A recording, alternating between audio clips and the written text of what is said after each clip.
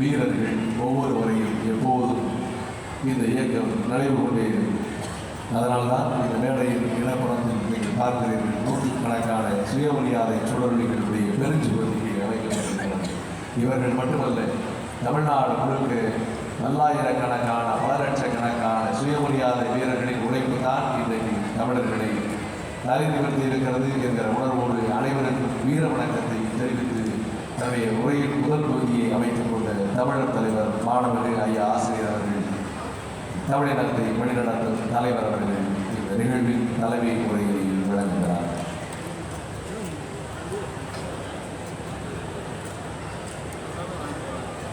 எத்தனையோ மாநாடுகள்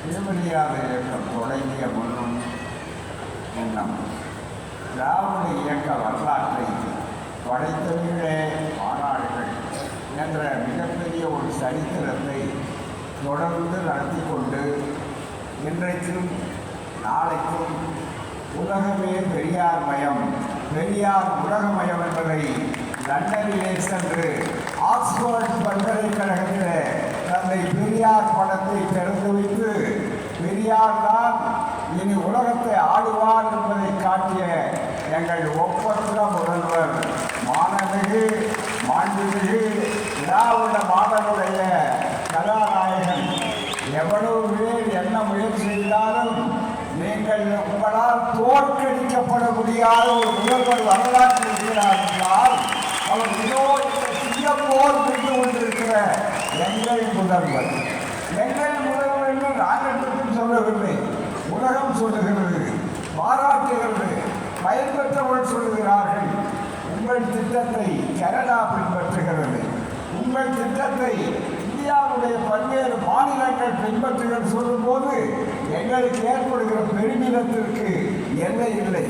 தாய்க்கழகம் பூரிக்கிறது, தாய்க்கழகம் சொல்ல வார்த்தைகளை தேடிக்கிறது. எனவே இதுவும் சுயமரியாதை மாநாட்டினுடைய நிறைவு மட்டுமல்ல நண்பர்களே, இந்த நிகழ்ச்சி வெள்ளம் போல் தாய்மார்கள், அதுவும் காலையிலே நான் சொன்னேன், மிக முக்கியமாக வானத்தை பார்க்காதீர்கள், தமிழர்களுடைய வானத்தை பாருங்கள் என்று சொன்னோம். எனவே வானமும் வலியுறுத்தியிருக்கிறது, தமிழுடைய வானமும் அருகிடக்கூடிய அளவிற்கு உங்களுடைய ஆட்சி, நம்முடைய ஆட்சி நடந்து கொண்டிருக்கிற எங்கள் அன்பை அழைப்பு ஏற்று உற்சாகப்படுத்திக் கொண்டிருக்கிற ஒப்பற்ற முதல்வர் திராவிட மாடலுடைய நாயகன் அவர்களே, அதுபோல இந்த நிகழ்ச்சியிலே சிறப்பாக நல்ல வகையில் கலந்து கொண்டு வாழ்த்துகின்ற நம்முடைய கொள்கை குடும்பத்திலே ஒருவராக இருக்கக்கூடிய கழகத்தினுடைய பொருளாளர் மாண்புமிகு மூத்த சகோதரர் அருமை சகோதரர் டி.ஆர். பாலு அவர்கள், எம்பி அவர்களே, அதே போல திராவிட முன்னேற்ற கழக துணை பொதுச் செயலாளர் ராசா அவர்கள், எம்பி அவர்களே, அதுபோல என்றைக்கும் எங்களுக்கு தோன்றா துணையாக அவர்களுக்கு வேறு இருக்கிறதெல்லாம் எங்களுக்கு வேறு இருக்கிறார் என்று சொல்லக்கூடிய அளவிற்கு பெருமிதத்திற்குரிய பொதுப்பணித்துறை அமைச்சர் வேறு அவர்களே, எப்போதும் ஒரு பெரிய சிறப்பு என்னவென்றால் 80வது ஆண்டு விழாவை இதே செங்கல்பட்டிலே முதல்வராக கலைஞர் இருந்த போது அதை நடத்தினோம். செங்கல்பட்டு மாநாடு 1929 நடந்த போது கலைஞர் 5 வயது குழந்தை, எங்களை போன்றவர்கள் பிறக்காத காலம்.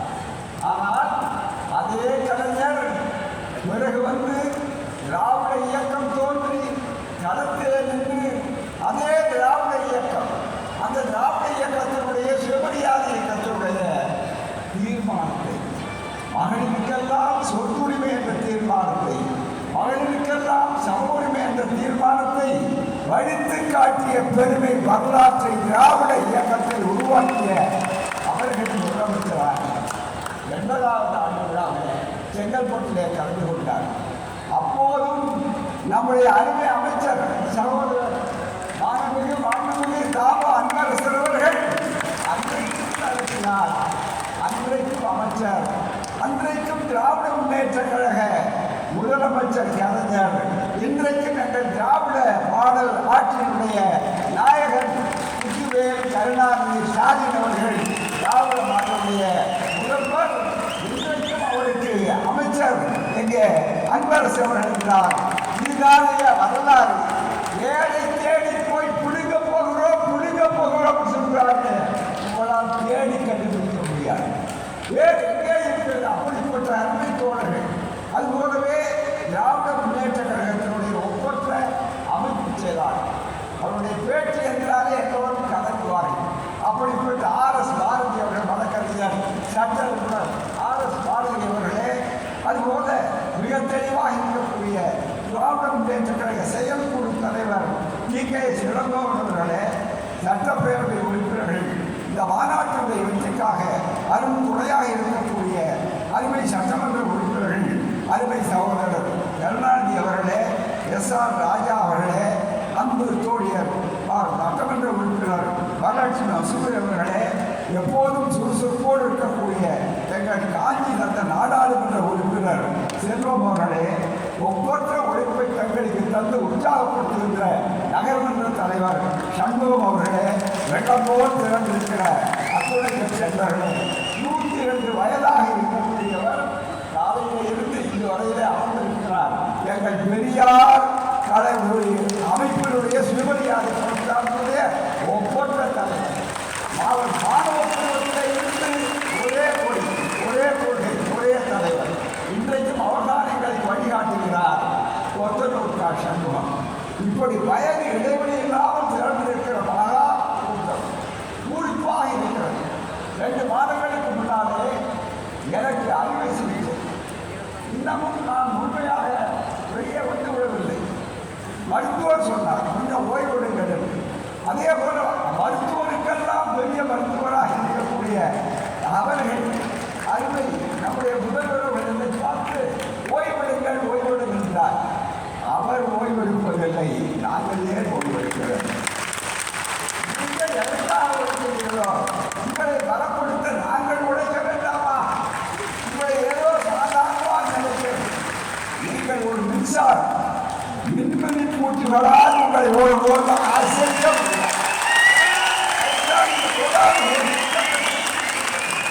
மின்மினி பூச்சிகளை நம்பிக்கொண்டு சில பேர் வடக்கையிலிருந்து வந்தவர்கள் இந்த சந்தர்ப்பமாவது கிடைக்காதா என்று இங்கே ஆழம் பார்க்கலாம் சொல்கிறீர்கள். நீங்கள் ஆழம் பார்க்க நினைத்தால் உங்களை பெரியார் மண் மூடி விடும் உங்கள் தத்துவம் நன்றாக நினைப்பார்.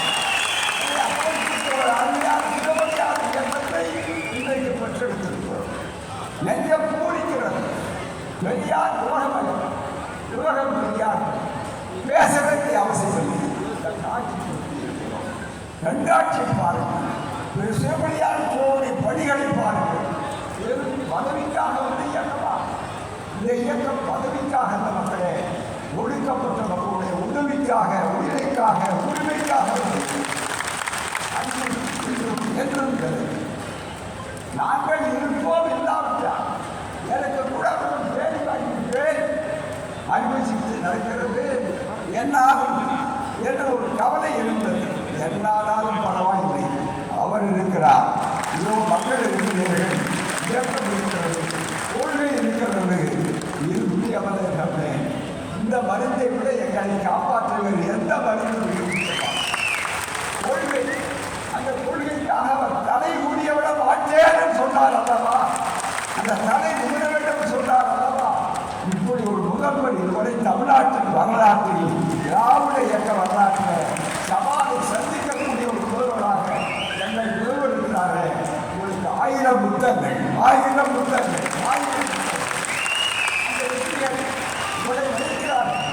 இதை நிறைய பேச வேண்டிய அவசியம் இல்லை.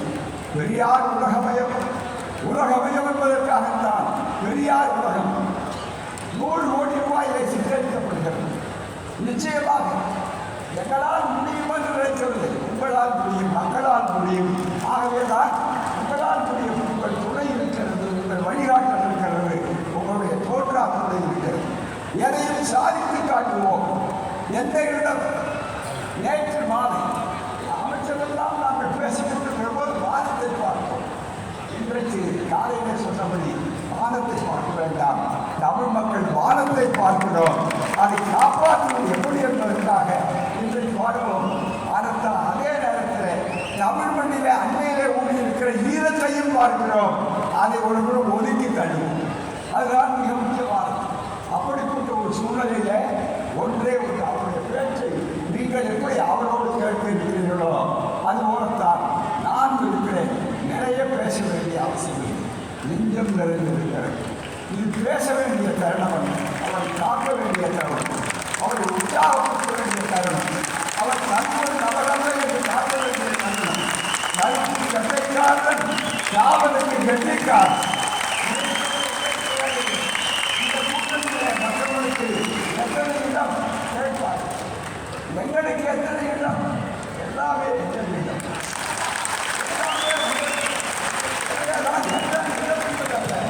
எத்தனை சாதனைகள், எவ்வளவு நெஞ்சை உயர்த்தியிருக்கிறீர்கள், இதுதான் தோழர்கள்.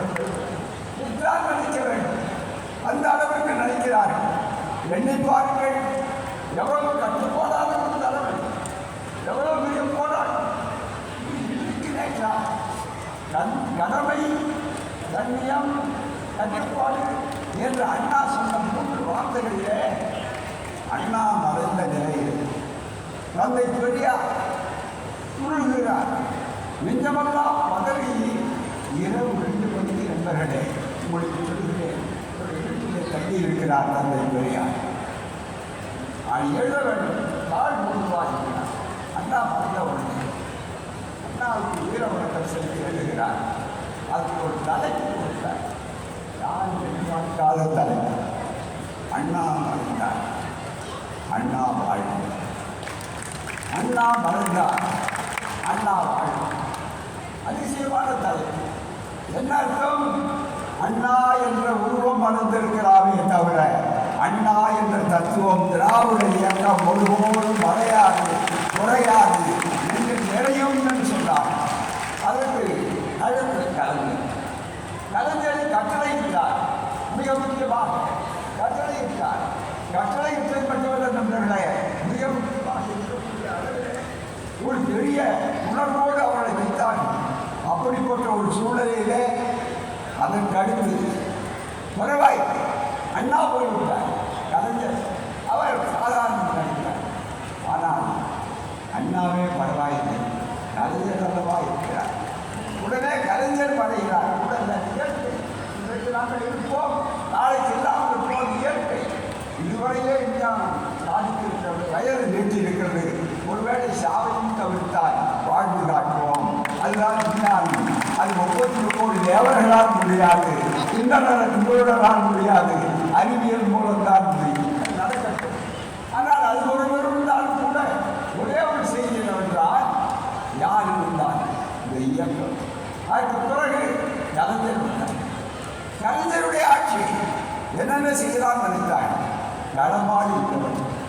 அவர்கள் பாராட்டி போற்றி வந்த மழமலோகம் ஈரோட்டு முகம்பத்தான் இடியுமார் என்று சொல்லி இழுத்து காட்டுவோம். அது காரணமாகத்தான் அனைத்து ஜாதியினரும் அர்ச்சகர் சொன்னார். அண்ணாவுடைய ஆட்சி சாதனைகளை சொன்னார். ஆட்சி பெரியாருக்கு, என்னை ஆளாட்சிய தலைவருக்கு, சுயமரியாதை இயக்கத்தை தோற்றுவித்த தலைவருக்கு அரசு மரியாதை கொடுக்க வேண்டும் என்று சொன்ன நேரத்தில் அதிகாரிகள் அச்சுறுத்துகிறார். அவர்கள் கடமை செய்தார். ஒருவேளை உங்களுக்கு ஆட்சிக்கு ஆபத்து ஏற்பட்டால் என்ன செய்வது என்று கேட்ட நேரத்தில் கலைஞர் சொன்னார், இதற்காக நான் ஆட்சி எழுந்தால் அதை விட எனக்கு வேறு எவ்வளவு சொல்லி.